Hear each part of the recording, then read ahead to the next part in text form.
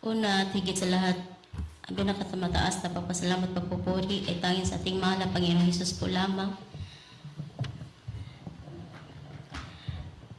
At doble pong pagtawad sa ating mahal na Pastor, Belde Estrada Almeida, sa kanyang beloved wife, ating mahal na Pastora, Lina si Almeida. At ako po ay magpapasalamat mga minamahal sa ating mahal na Panginoong Hesus. Hallelujah, praise the Lord.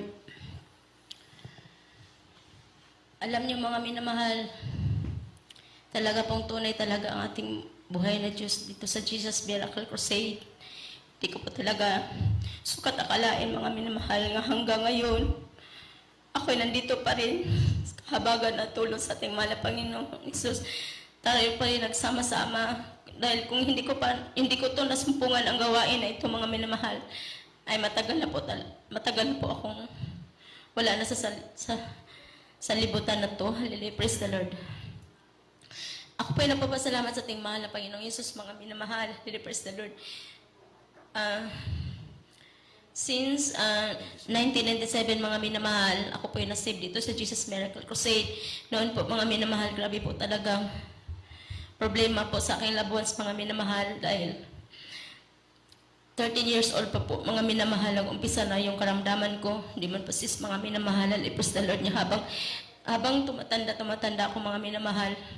Yung kinakaibigan po ako ng It's Not Like Our mga minamahal.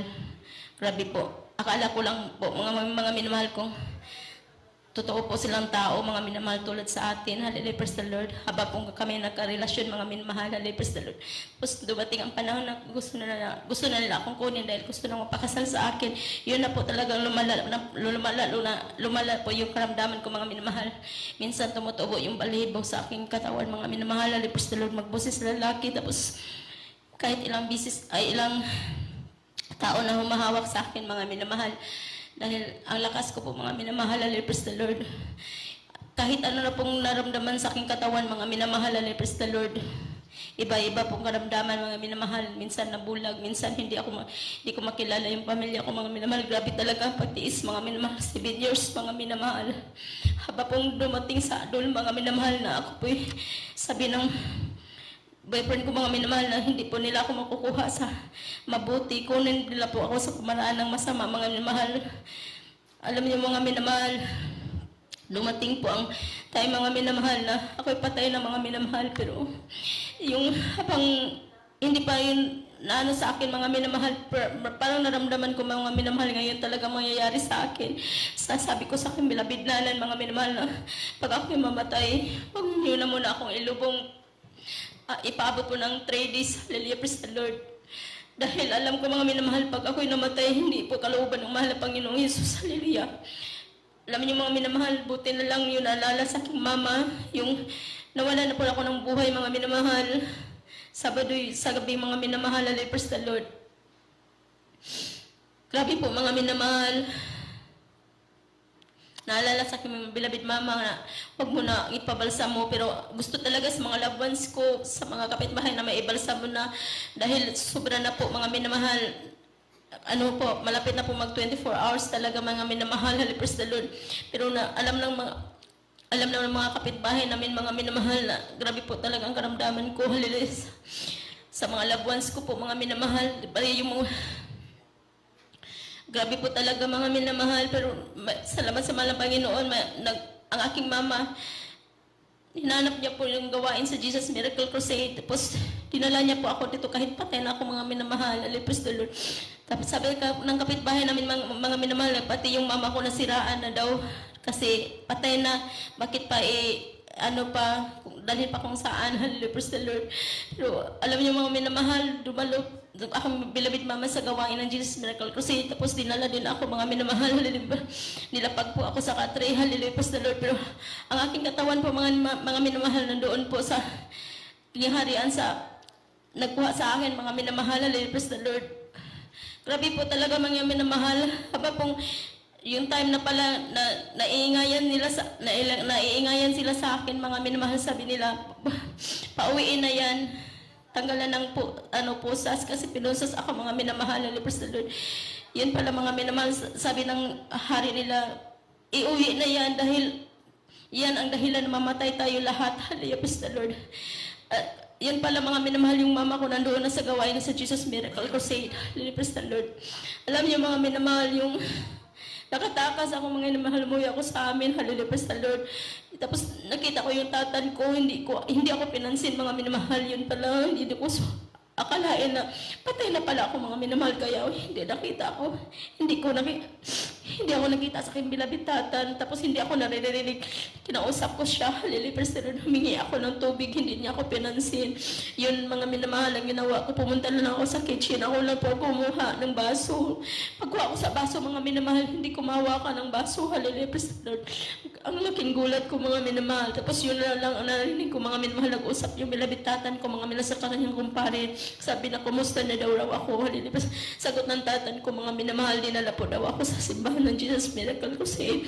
Ginawa ko po mga minamahal, hinanap ko yung saan ako, yung kagangan mga minamahal kasi nandoon yung gawain. Lumabas ako sa bahay namin mga minamahal, nag-abang ako ng sasakyan. Pag pinapara ko yung sasakyan kasi sakay ako mga minamahal, hindi ako hinintuan mga minamahal.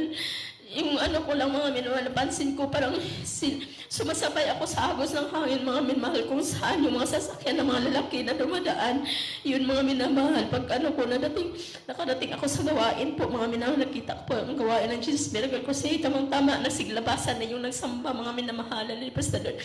Tapos nakita ko mga minamahal, pagpunta ko doon mga minamahal, nakita ko Jesus is the fountain of life, hallelujah. Sabi nila, bakit Jesus Miracle Crusade, bakit Jesus the fountain of life? Tapos paglingon ko sa kabila, nakita ko ang logo ng Jesus Miracle Crusade. Paglingon ko sa kabila, nandoon po ang pinabidnanan ko po na nakatingin sa akin, tapos nakahiga ako. Ako mga minamahal, bakit dalawa ako? Hallelujah, praise the Lord. Pala mga minamahal, wala na pala akong buhay. Hallelujah, praise the Lord. Yun po, paglapit ko mga minamahal, kasi nag-sharing sila sa Word of God mga minamahal.